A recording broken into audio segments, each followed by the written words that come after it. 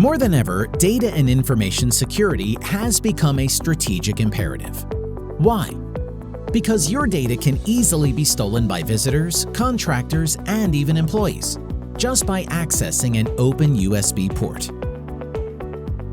So, just how secure are your computers and your network?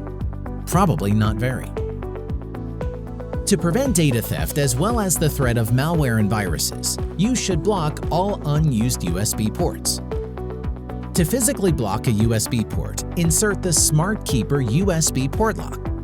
Check the direction of the USB port and easily install the USB port lock by hand. To unblock the USB port, simply use the Smart Keeper port lock key that is associated with your locks.